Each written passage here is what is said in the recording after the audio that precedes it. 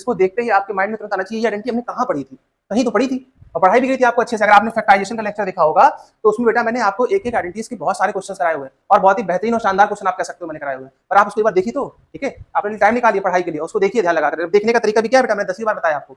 Copy pen लीजिए, अच्छे से बैठिए, रिवाइज करिए चीजों को, तब बनेगा। सिर्फ ऐसे देखते रहने से कुछ नहीं होगा, देखोगे भूल जाओगे फिर से, ठीक है। हेलो प्यारे बच्चों, कैसे हैं आप सब? मैं उम्मीद करता हूँ आप सब बेटा बहुत अच्छे होंगे और आपकी पढ़ाई बहुत अच्छे से चल रही होगी। देखिए प्यारे बच्चों, हमने क्या किया था बेटा लास्ट लेक्चर में कि जो हमारा हाफ ईयरली का जो सीरीज थी वो चल रही थी, उस सीरीज में हमने क्वेश्चन नंबर 17 तक कर लिए थे, ठीक है ना। क्वेश्चन नंबर हमारा लास्ट क्या था, क्वेश्चन नंबर 17 था हमारा लास्ट, ठीक है। तो आज हम स्टार्ट करने जा रहे हैं क्वेश्चन नंबर 20 से, ठीक है। यहाँ से हम लोग करेंगे और शायद इसके बाद हम लोग लगभग 20 क्वेश्चन और करेंगे यहाँ से, तो जिसके साथ ही आपकी जो है वो कोऑर्डिनेट ज्योमेट्री तक की जो सीरीज है वो कंप्लीट हो जाएगी। तो अगर आप चैनल पर नए हैं और आपने अभी तक उस लेक्चर को नहीं देखा है तो पहले आप जाइए बेटा उस लेक्चर को अच्छे से देखिए, तब यहाँ पर आप आइए इस वाले लेक्चर को अटेंड करिए, ठीक है। तो चलिए स्टार्ट करते हैं आज के इस लेक्चर को। कॉपी पेन ले लीजिए बेटा, हमारे साथ आप भी जुड़ जाइए। देखिए यहाँ पर लिखा हुआ है कि use factor theorem to prove that x plus a is a factor of x to the power n plus a to the power n for any odd positive integer n, ठीक है। आइए देखिए, मतलब मुझे क्या प्रूव करना है बेटा, देखो समझना जरा।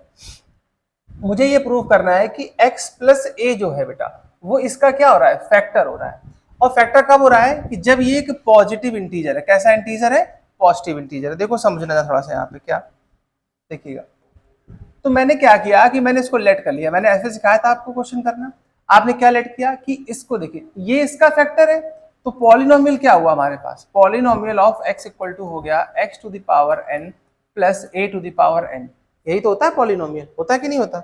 अब यहाँ एक चीज समझना थोड़ा सा, क्या कि अब मैंने देखिए ये हो गया p ऑफ x और फैक्टर है ये, तो इसको मैं क्या लेट करता था, f ऑफ x। क्या हो गया f ऑफ x, बोलो x प्लस a। यही तो हुआ x प्लस a, हुआ कि नहीं हुआ, हुआ, ठीक। अब इसके बाद क्या करते थे हम लोग कि fx को जीरो करते थे। करिए जरा fx को जीरो, तो जब आप fx को जीरो करोगे तो x प्लस a की वैल्यू क्या आ जाएगी, जीरो। तो आप कह सकते हो कि x की वैल्यू क्या आ गई यहाँ से, माइनस a। अब पर्टिकुलर जो x की वैल्यू आई है इस पॉइंट पर आप चेक करोगे कि ये जो पॉलिनोमियल है इसकी वैल्यू क्या आ रही है। अगर ये जीरो आ गई इसका मतलब ये वाली वैल्यू इसकी फैक्टर हो जाएगी, और अगर नहीं आई तो नहीं होगी। क्लियर है ये चीज, ठीक। अब देखो ध्यान से, मैं यहाँ पे चेक करूंगा इस पॉइंट को। तो मैंने क्या किया कि p ऑफ माइनस ए पर इसे चेक किया, तो p of minus a check करो, x के प्लेस पर क्या पुट करोगे, माइनस ए, तो minus a to the power n plus a to the power n। अब यहां आकर के थोड़ा सा रुक जाइए, ये देखिए कि यहां पर क्या लिखा है, पॉजिटिव इंटीजर। क्या लिखा गया बेटा, पॉजिटिव इंटीजर। तो आपको पता है कि अगर ये एक ऑड पॉजिटिव इंटीजर, देखिए आगे ऑड भी लिखा हुआ है, ऑड पॉजिटिव इंटीजर है, तो आपको बहुत अच्छे से बताया गया है कि अगर किसी भी ऑड नंबर की पावर कैसी होती है, सॉरी किसी भी नंबर की पावर कैसी होती है, ऑड होती है, निगेटिव नंबर की, तो आंसर किसमें आता है, निगेटिव आता है। आता कि नहीं आता, तो बस यही पुट कर लो यहाँ पर। तो देखिए a की पावर n, n एक ऑड नंबर है, इसका मतलब यहाँ क्या आ जाएगा, minus a to the power n plus a to the power n, और ये वैल्यू क्या हो गई, कैंसिल आउट हो गई। इसका मतलब आपने देख लिया कि p ऑफ माइनस a पर बेटा इसकी वैल्यू क्या हो रही है, जीरो हो रही है। बोलो बात समझ में आई कि नहीं है। अगर इसकी वैल्यू जीरो हो रही है तो आप कह सकते हो क्या कि hence x plus a is a factor of x to the power n plus a to the power n। बोलो ये बात समझ में आई यहाँ तक, क्लियर है, ठीक है। चलिए समझ में आया बेटा। देखो इस बात को आप नोट कर लीजिए कि अगर किसी भी नेगेटिव नंबर की पावर एक ऑड नंबर है तो आंसर नेगेटिव आएगा। क्यों आएगा, देखो ऐसे समझो भाई, माइनस वन है, ऑड का मतलब क्या हो सकता है, या तो वन होगी, थ्री होगी, फाइव होगी, मैं मान लेता हूँ थ्री होगी।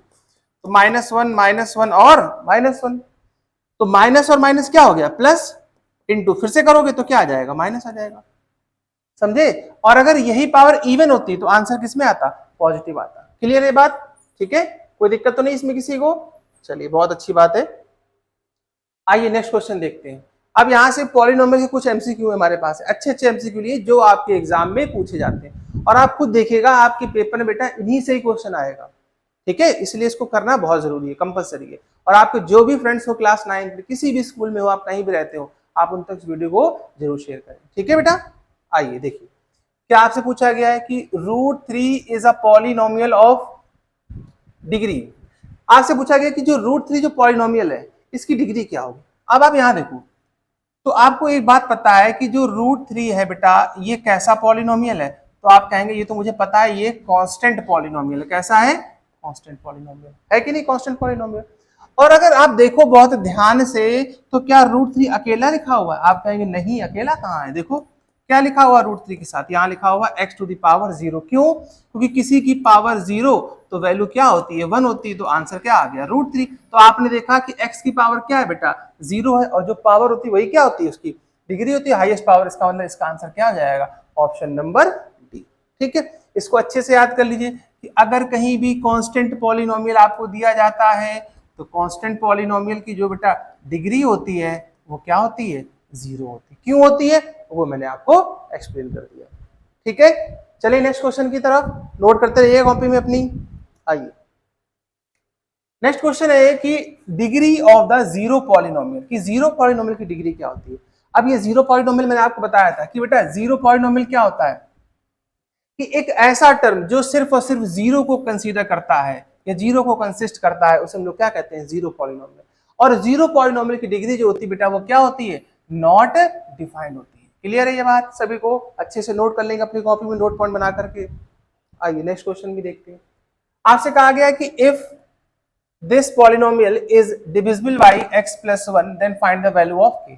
बहुत सिंपल सा लॉजिक है, अगर ये वाला पॉलिनोमियल इससे डिविजिबल हो रहा है तो इसका मतलब क्या हुआ कि x + 1 = 0 मैं करूंगा, x = क्या आ जाएगा बेटा, -1। तो पर्टिकुलर इस x की वैल्यू को यहाँ पे पुट करके देख लीजिए, मालूम पड़ जाएगा। अगर ये इससे डिविजिबल है इसका मतलब इसका फैक्टर होगा तो वैल्यू क्या रहेगी, 0 आ रही है। आइए पुट करिए, देखो मैं यहाँ पे मैं मान लेता हूँ कि P ऑफ 1 पे चेक करते हैं इसको, यहाँ पे चेक करो तो 1 की -1 की पावर 100, भाई x के प्लेस पे -1 रखोगे, +2 -1 की पावर कितना हो जाएगा, 99 हो जाएगा, और प्लस k। ठीक है बच्चा लोग, अब चेक करो -1 की पावर कैसी आ रही, इवन, इसका मतलब आंसर क्या आ जाएगा, 1। यहाँ देखो ऑड आ रहा है तो आंसर क्या आ जाएगा, -2 और प्लस k, और इस तरफ क्या हो जाएगा, 0। तो आप यहाँ देखोगे यहाँ मेरे पास कितना बचेगा, यहाँ हो जाएगा k, और ये प्लस माइनस माइनस होता है =0। तो आप कह सकते हो कि k की वैल्यू बेटा यहाँ से क्या आ गई, 1 आ गई। ऐसा कोई ऑप्शन है, बिल्कुल है, ऑप्शन नंबर ए हमारा क्या हो जाएगा, करेक्ट हो जाएगा। ठीक है, आइए नेक्स्ट क्वेश्चन की तरफ देखते हैं।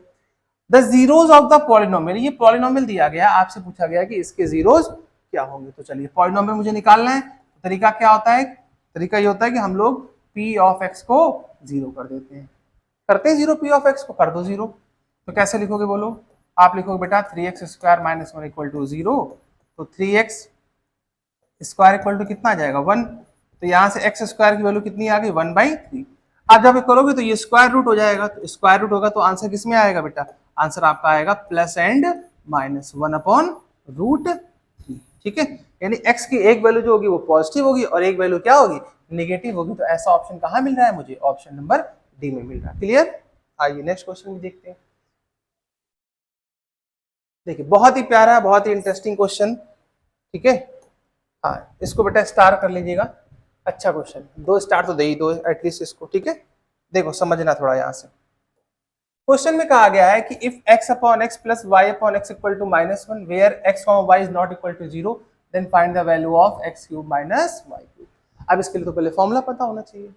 फॉर्मूला क्या होता है बोलो, a³ - b³ का बोलो क्या होता है बेटा, आप कहेंगे कि ये होता है sir a - b and second bracket is x² + y² + xy। बोलो यही तो होता है फॉर्मूला, होता है। चलो वैल्यू पुट करते हैं, क्या कि x/y + x/y + y/x equal to इधर क्या आ जाएगा, -1। ठीक, अगर देखिए ये जो क्वेश्चन आपको दिया गया, अगर आप इसमें एलसीएम ले लो तो इसका एलसीएम क्या आ जाएगा, xy। x का मल्टीप्लाई x में करोगे तो x², इधर करोगे तो y² = -1। क्रॉस मल्टीप्लाई करा दो बेटा, तो x² - y² = -xy। इसको तो ट्रांसफर कर लोगे तो क्या हो जाएगा, x² + y² + xy = 0। इसको आप क्या बोल दो, इक्वेशन फर्स्ट। मतलब क्या हुआ कि जो एक एक्सप्रेशन दिया गया था उसको अपन लोगों ने सॉल्व किया और एक क्या बना ली, इक्वेशन बना ली, यहाँ पे बना ली इक्वेशन। अच्छा अब एक चीज देखो, फॉर्मूला आपके सामने लिखा हुआ है कि x³ - y³ का फॉर्मूला क्या होता है, x - y, और ये होता है बेटा x² + xy। अब थोड़ा सा दिमाग लगाओ, क्या देखो समझना जरा, यहाँ पे क्या आपको समझना है बेटा, देखो कि x² + y² + xy की वैल्यू क्या दे रखी, 0।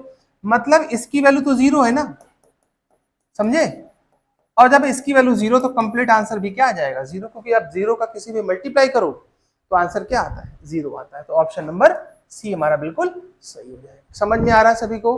ठीक है यहाँ तक। चलिए नेक्स्ट क्वेश्चन भी बहुत प्यारा क्वेश्चन है, सिर्फ आइडेंटिटी बेस्ड क्वेश्चन है।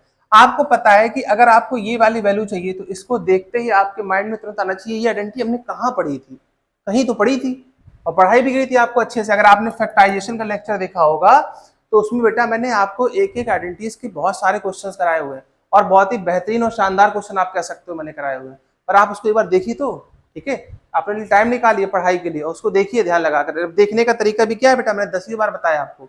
कॉपी पेन लीजिए, अच्छे से बैठिए, रिवाइज करिए चीजों को, तब बनेगा। सिर्फ ऐसे देखते रहने से कुछ नहीं होगा, देखोगे भूल जाओगे फिर से। ठीक है, देखो आइडेंटिटी क्या थी हमारे पास, आइडेंटिटी थी कि a cube plus b cube plus c cube minus 3abc क्या होता है बोलो, ये होता है a plus b plus c, तो ये हो जाएगा a square plus b square plus c square and minus a b minus b c minus c. यही तो होती है आइडेंटिटीज, बताओ होती। अब एक चीज देखो जरा यहाँ पे, उसने मेरे से क्या बोला है, उसने मेरे से बोला है कि a प्लस बी प्लस सी क्या दिया हो बच्चा लोग, जीरो।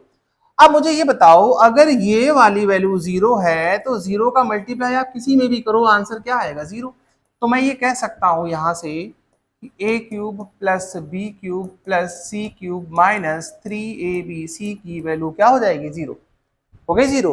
और उसने क्वेश्चन में क्या पूछा, यही तो पूछा कि इसकी वैल्यू क्या होगी, तो इसको ले जाके इधर भेज देना और ऑप्शन नंबर डी वाला टिक कर देना कि 3abc हो जाएगी। हो जाएगी कि नहीं हो जाएगी बताओ, समझ में आ रहा है अच्छे से? चलो मूव ऑन करते हैं नेक्स्ट क्वेश्चन की तरफ। अब देखिए आ गया वही जो पढ़ाया था आपको, बस उसी का रिवीजन चल रहा है। क्या, फैक्टराइजेशन ऑफ क्वाड्रेटिक पॉलीनोमियल। आइए सॉल्व करते हैं। 21 चाहिए। देखो क्या बताया था तरीका कि कांस्टेंट का मल्टीप्लाई कोफिशिएंट में करने का, कर दो कितना आ जाएगा प्रोडक्ट बेटा -21। अब चाहिए क्या, सम कितना चाहिए, सम चाहिए 4, तो सम क्या चाहिए 4 चाहिए। तो 21 के ऐसे फैक्टर, तो देखो आपको पता दिख रहा होगा 7 और 3, क्योंकि 7 से 3 जाएगा तो 4 बचेगा और 7 3 जा 21 होता ही होता है। बन गया फैक्टर कि नहीं बन गया? चलो बनाओ फैक्टर। चलो देखो आ जाओ, तो कैसे लिखेंगे बोलो, एक्स स्क्वायर माइनस की वैल्यू चाहिए हमको तो क्या लिखूंगा -7x और प्लस 3x -21। ठीक है भैया, देखो जरा यहाँ से क्या कॉमन आया, x क्या लिखोगे x -7, यहाँ से क्या कॉमन लिया 3 बच्चा लोग, तो क्या बचा x -7। तो ये फैक्टर क्या आ गया हमारे पास x -7 एंड x + 3। अब मुझे बताओ तुम में से कितने लोगों का आंसर सही आया है कि x -7 और x + 3 ऑप्शन नंबर कहाँ मिल रहा है, सी में आ रहा है। ठीक है, मैं ये उम्मीद कर रहा हूँ कि आप प्रैक्टिस कर रहे होंगे और आपके सभी आंसर्स अच्छे से आ रहे होंगे यहाँ तक। ठीक है बच्चा लोग, आइए नेक्स्ट पे चलते हैं। नेक्स्ट क्या है, देखो यहाँ भी हमको फैक्टर करना है। देखो अब इसमें तो कोई टेंशन ही नहीं क्योंकि सभी नंबर पॉजिटिव है। तो 6 5 30, तो कैसे ब्रेक करोगे बताओ, 17 को ब्रेक करोगे 30 आना चाहिए, तो 15 और 2, तो कर डालो ब्रेक। कैसे लिखोगे 15x + 2x + 5। ठीक है, आइए देखिए इन दोनों में कितना कॉमन दिख रहा होगा 3x, तो कितना बचा बेटा 3 2 6 और 3 5 15। यहाँ से 1 कॉमन ले लेंगे तो मेरे पास क्या बच जाएगा 2x + 5 बच जाएगा, 2x + 5। तो बेटा ये कितना हो गया 2x + 5 और 3x + 1। अब जाओ भागते हुए देखो ऑप्शन में कहीं ऐसा है क्या, 2x + 5 2x + 5 2x + 5 2x + 5 तो कहीं दिख नहीं रहा है। चलिए तो ऑप्शन नंबर डी यानी नन ऑफ दीज, इनमें से कोई नहीं होगा। ठीक है, इसको भी देखो ये भी कराया हुआ है मैंने, इफ दिस, अच्छा एक कंडीशन यहाँ जोड़ लेना है, अच्छा मिसप्रिंट हो गया है क्या, if a + b + c = 0 then find, तो यहाँ पे इफ नहीं होगा, यहाँ पे होगा फाइंड। ठीक है, तो इसकी वैल्यू बतानी है कि इसकी वैल्यू क्या होगी। देखो अभी बताया था मैंने जस्ट क्या कि a + b + c अगर 0 दिया गया तो इसकी वैल्यू निकालनी। तो देखिए अगर मैं इस वाले एक्सप्रेशन का एलसीएम ले लूं तो bc ca और ab का एलसीएम क्या होगा, abc। एलसीएम तो ले लेते हो भाई, देखो bc ca ab का एलसीएम लेना, तो तीनों के पास क्या है a है, तीनों के पास सॉरी तीनों में अगर कॉमन देखोगे तो abc मिलेगा, abc क्या हो गया एलसीएम हो गया। ठीक, देखो जब डिवाइड करोगे तो BC से BC कट जाएगा, a का मल्टीप्लाई a स्क्वायर में करोगे तो क्या हो जाएगा a क्यूब हो जाएगा। ऐसे CA से CA करोगे तो कितना हो जाएगा b क्यूब। अब AB से AB कट गया तो यहाँ कितना हो जाएगा c क्यूब। और अभी आपने क्या पढ़ा था कि a cube + b cube + c cube की वैल्यू क्या होती है 3abc, कब जब a प्लस बी प्लस सी क्या होता है, 0 होता है। अभी बताया, देखो कहाँ गया, ये देखो ये लिखा हुआ है, लिखा हुआ है कि a cube plus b cube की वैल्यू जब a plus b plus c 0, तो आंसर क्या आता है 3abc। देखो अभी बताया था, बस पुट कर लो आंसर आ जाएगा। देखो तो इसके प्लेस पे आप क्या लिख सकते हो 3abc, और नीचे क्या हो जाएगा abc, ये वाली वैल्यू कट गई, आंसर कितना आ जाएगा 3। तो option number D is the right answer. ठीक है बच्चा लोग, आइए इस पर आ जाओ बेटा। बहुत ही अच्छा क्वेश्चन है, प्यारा क्वेश्चन कह सकते हैं इसको हम लोग। देखो मुझसे फिर से वही आ गया, वापस से आइडेंटिटी की इसकी वैल्यू पूछी गई है, लेकिन प्रॉब्लम क्या है, प्रॉब्लम ये है कि इसमें इसकी जो वैल्यू होती है बेटा, उसमें जो टर्म्स है क्या वो मुझे सब दिए गए। मुझे बताओ इसका फॉर्मूला क्या होता है। इसका फॉर्मूला होता है x plus y plus z first bracket में, एंड सेकंड ब्रैकेट में x square plus y square plus z square, minus का एक्स वाई माइनस का वाई जेड और माइनस का जेड एक्स, यही तो होता है ए बी बी सी और सी ए। अब मैच कराओ, मैच कराओ, इधर देखो, इधर देखो, x plus y plus z कितना दिया हुआ है 9 दिया हुआ है, और एक्स वाई माइनस ये कितना दिया हुआ 23। अगर मैं यहां से माइनस कॉमन कर लूं तो ये भी पता है और ये पता है, लेकिन क्या नहीं पता है, ये वाली वैल्यू नहीं पता। देखो ये वाली वैल्यू नहीं पता, कैसे पता करेंगे। अब इसको देखते ही तुम्हारे माइंड में तुरंत यहां से क्लिक करना चाहिए, क्या क्लिक करना चाहिए कि ये आया कैसे भाई, a cube sorry a square b square c square, ये कहां मिलता है, ये मिलता है a plus b plus c के होल स्क्वायर में।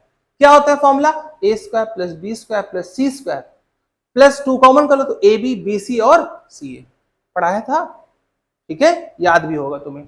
देखो तो इसका पहले क्या हुआ कि इस फॉर्मूले को यूज करने से पहले हम इसको फाइंड आउट करेंगे आखिर ये कैसे मुझे मिलेगा। आइए देखिए, इसके लिए हम लोग अपना पुराना 3 शब्द लिखेंगे, क्या, वी नो दैट।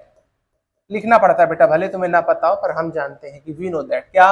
देखो फॉर्मूला होता है हमारे पास कि x plus y plus z का होल स्क्वायर, क्या होता है बोलो, x square plus y square plus z square, और प्लस अगर 2 कॉमन ले लूं तो x y plus y z और प्लस जेड एक्स, यही तो होता है फॉर्मूला, बताओ होता है। अब यहाँ देखो ये वाली वैल्यू तो मुझे पता है कितनी 9, तो 9 का स्क्वायर कर दूंगा तो कितना हो जाएगा 81, और यही तो निकालना था। देखो x square plus y square plus z square और प्लस 2, ये वाली वैल्यू अपने को कितनी रही 23 दे रखी है, तो रख दो यहाँ 23, तो 23 का डबल करोगे तो कितना हो जाएगा 46, 46 को लाके इधर माइनस कर लो, 81 माइनस 46 इक्वल टू क्या हो जाएगा x square plus y square plus z square, हो गया। चलो अब इसको माइनस कर लो, तो माइनस करने पर कितना बचेगा, यहाँ बचेगा 35, तो बेटा ये आ गया x square plus z square equal to 35, बस हो गया कंप्लीट। इसको उठाइए और यहाँ जाकर के पुट कर दीजिए। अब पुट करने का क्या तरीका है वो भी समझो जरा ध्यान से। देखो x plus y plus z कितना दिया गया था 9 multiplied x square plus y square, अभी निकाला कितना बेटा 35, और जब इन तीनों से माइनस कॉमन करोगे तो ये हो जाएगा पॉजिटिव, इसकी वैल्यू कितनी दी गई है 23 दी गई नहीं दी गई, दी गई है। चलो ये वाला ब्रैकेट लगाओ, ठीक, बस सिंप्लीफाई, क्या कि 9 मल्टीप्लाई 35 से 23 जाएगा तो कितना जाएगा 12, और आंसर भी कितना आ जाएगा 108। Option number A is the right answer. ठीक है, मैं उम्मीद करता हूं कि मुझसे पहले आप लोगों ने सॉल्व कर लिया होगा बेटा। ठीक है, आइए चलते हैं नेक्स्ट क्वेश्चन की तरफ।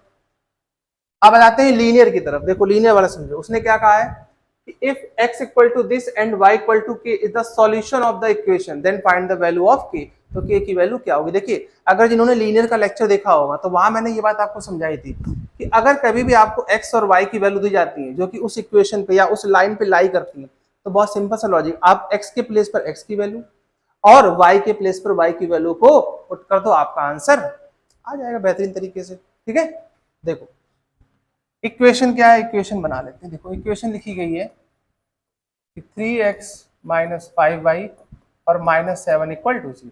ठीक, तो इसको थोड़ा सा और अच्छे से लिखते हैं कि 3x minus 5y equal to में क्या लिख दिया 7, इसको करके। अब देखो बेटा बहुत ध्यान से समझना, x की वैल्यू ये रही, रखो जरा x के प्लेस पर, माइनस 5, y की वैल्यू कहाँ है k, ये रही, k रख दो बेटा। बस अब सिर्फ क्या करना है, मल्टीप्लाई करना हो सिंप्लीफाई करना है।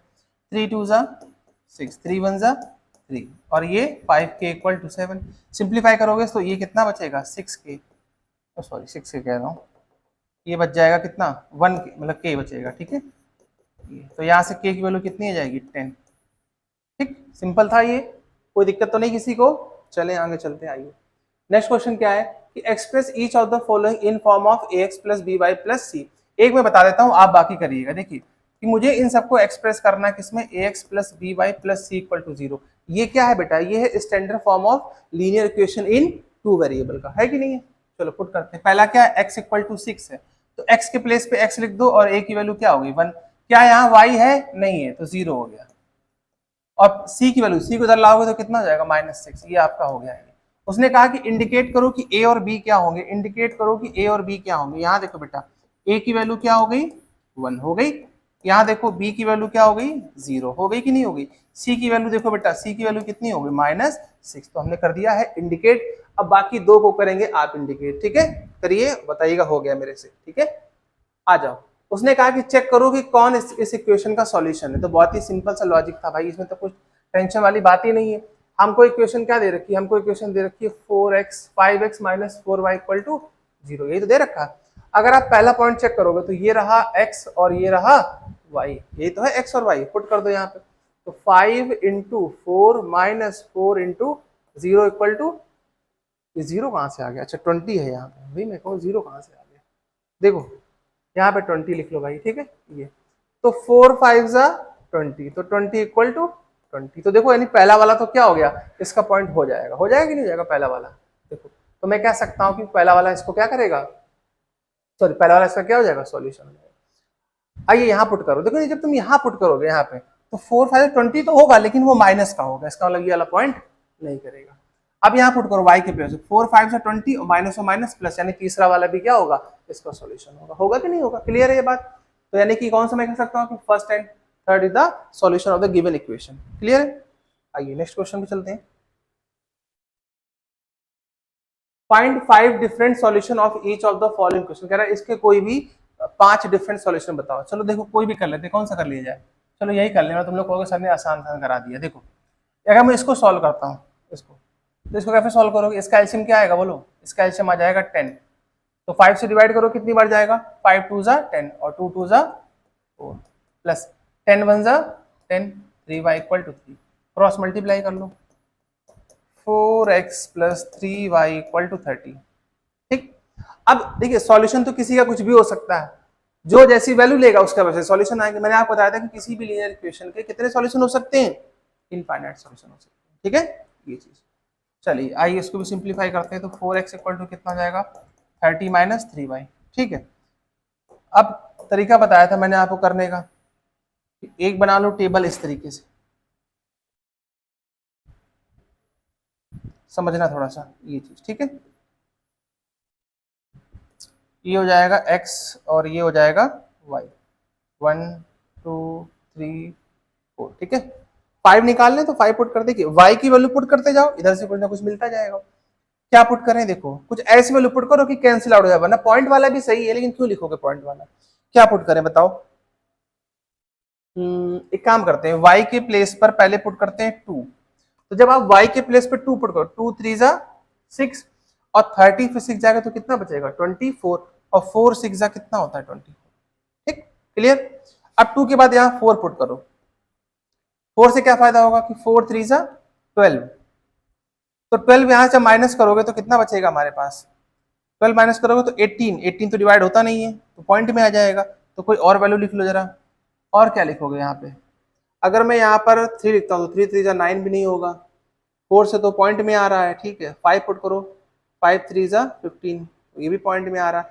तो एक काम करते हैं पॉइंट में निकाल लेते हैं, क्या करोगे चलो देखो यहाँ मैं तो एक काम करो भैया, यहीं से स्टार्ट करो, यहीं से 0 वाला से देखो।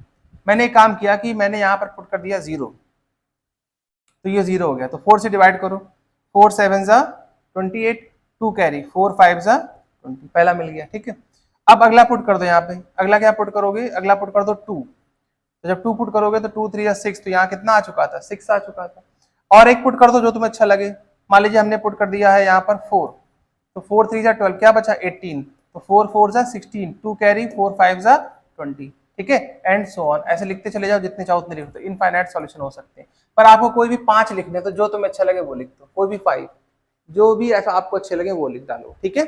एक बात ध्यान रखना बेटा, ये जो इक्वेशन दी गई सेकंड थर्ड वाली, ये एक्चुअल में इस फॉर्म में दी गई है कि ax minus b y equal to zero. मैंने आपको बताया था कि किसी भी लीनियर में अगर कांस्टेंट की वैल्यू जीरो होती है तो उसका जब आप ग्राफ प्लॉट करेंगे, ठीक है ना, तो उसका जब आप ग्राफ प्लॉट करते हैं बेटा, तो वो ग्राफ जो है वो कहाँ से पास होता है, वो ओरिजिन से पास होता है। ये बात आप नोट रखेंगे।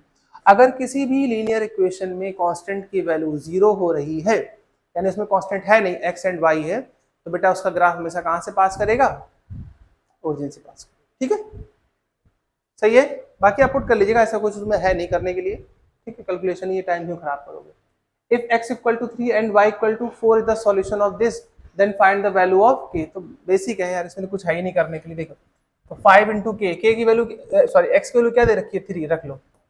3 इंटू y की वैल्यू क्या दे रखी है 4 इक्वल टू दिस, तो कितना हो जाएगा 5 15 और इधर हो जाएगा 12।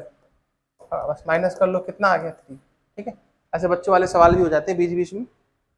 अब देखो जरा इसको, अब जिन्होंने कोऑर्डिनेट ज्योमेट्री का लेक्चर बहुत ही गौर से देखा होगा तो उनके लिए ये क्वेश्चन बड़ा इजी है। मैंने आपको बताया था कि the equation of the x axis की इक्वेशन क्या होती है, क्या होती है भैया, y इक्वल टू 0। बताया था कि नहीं बताया था, होती कि नहीं होती, याद है, नहीं याद होगा, चलो कोई बात नहीं, नहीं याद है तो फिर क्या कर सकते हैं सर, बता देते हैं, है? चलो ये बता दो सर, कर देखो देखो ध्यान से समझो यहाँ पर। ये रहे अपने पास एक्सेस, ये हो गया एक्स वाई माइनस एक्स और माइनस वाई।